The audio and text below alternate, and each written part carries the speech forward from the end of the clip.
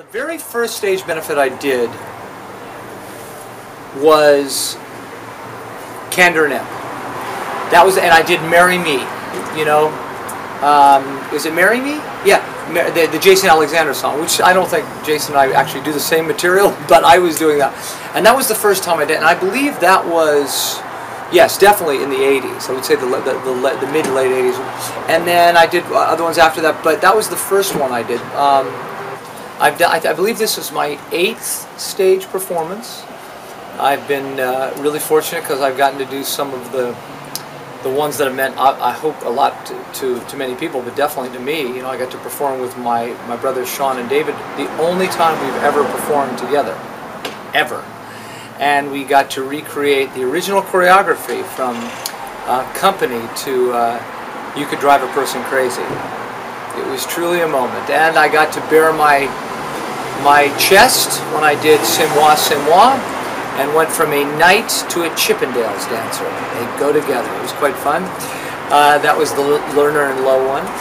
So yeah, I've had some I thought memorable times on stage. This year, I'm going to be a part of the Originals. I believe it's Originals 2, is it not? And I'm going to recreate a role that I got to do in the revival of 42nd Street, Julian Marsh, the tyrannical director and basic madman. And, you know, 42nd Street is known for, obviously, the title song as well as Lullaby of Broadway. So I'm going to recreate a little of that. It's going to be like a 20-minute or so excerpt from 42nd Street, so it's sort of condensed version of the show. I know that the evening is all about originals, so I know Pam Myers is doing something from Company. She was the original. Another 100 people got off the train, and and like I said, yeah, I'm going to be getting to sing those dance and feet songs, so it's going to be quite good. Originally, I got involved with stage through Ron Abel, when Ron used to be the musical director. I was working with him on a project, and he says, you know, I do this benefit every year called Stage, and that's how I met David Galligan. And then subsequently, just my relationship over the years with David. You know, David has been truly a gem to me, and so every time he asks me, I'm there with bells on. I did work with my mom, but not at the stage benefit. No, I worked with her many times. We actually did separate numbers. But I will tell you a very funny moment about working with my brothers, because it was the first and only time that all three of us actually performed together. Before doing the actual benefit, David requested to me that I would wear flats, because David's a little bit shorter than I am.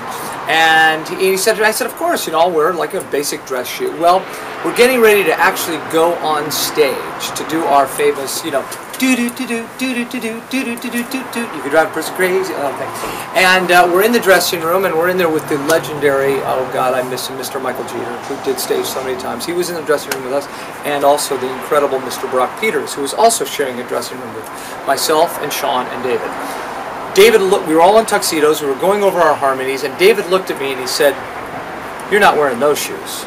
Now, I literally had a dress shoe on. Just a dress shoe. I thought when he said don't wear any heels, I thought he was referring to like cowboy boots or flamenco dancing boots or whatever.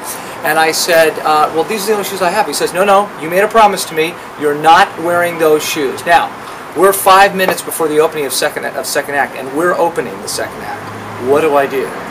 So, I realized he wasn't kidding when Michael Jeter very coolly sort of tried to sneak out of the dressing room, inconspicuous-like, and Brock Peters kind of like went down to his thing that he was changing. Everybody tried to avoid the moment, and my brother Sean didn't save me. So I walked quickly up the staircase to the boys' ensemble dressing room, and I yelled out, "Does anybody have a size 10.5, 11 dress shoe?" And the wonderful Mr. Jamie Anderson said, "I have a 10." Well, I put on a 10. Not dress shoe, but like, you know, tuxedo shoe with literally no thing. I went downstairs, showed the shoes to David. He said to me, "Thank you. I know this is my problem, but thank you for obliging what I asked you to do." And we went on and knocked him down. So there you go. Okay, so Longtime Companion. Yeah, 1990.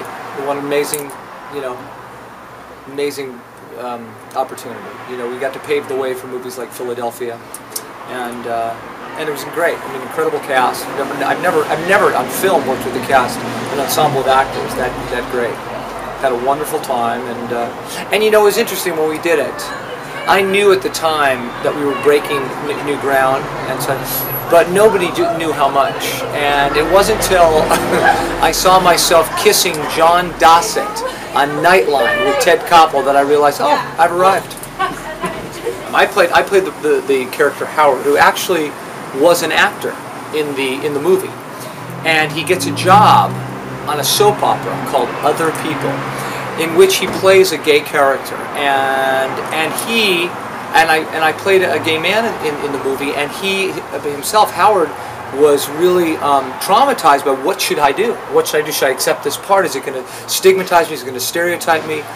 And myself, Patrick, you know, it was funny. I didn't share those feelings. I thought it was just a great script. I was getting to work with the incredible Craig Lucas and Norman Renee, who's no longer with us, but just real talented professionals, as well as, like I said, the ensemble cast of actors. So I didn't even think twice about it. I know that other actors, bigger names than myself, such as Alec Baldwin, had been approached, and I'm sure that they thought about that too. But the ironic thing about that whole movie and that whole time was, the minute the movie came out, I went to a couple premieres. I went to the one in Mill Valley up in San Francisco. I went to a bunch of parties, and people like Sean Penn, Robert Downey Jr., John Schlesinger, the director at the time, came up and hugged me and said, thank you. Thank you for being brave and doing that and being a part of it. It was really quite astounding.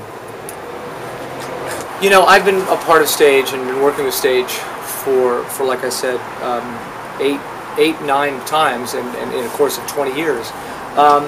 It's one of the only you know, charities that I work for, and it's because I believe that we're, you know, always making people aware of the AIDS epidemic and always raising money for it and doing our part, you know, as performers and as professionals to keep that alive, because it's important, because there's still, you know, so many people suffering with this horrible disease, and you know, it's a way of giving back and making people, you know, take a look.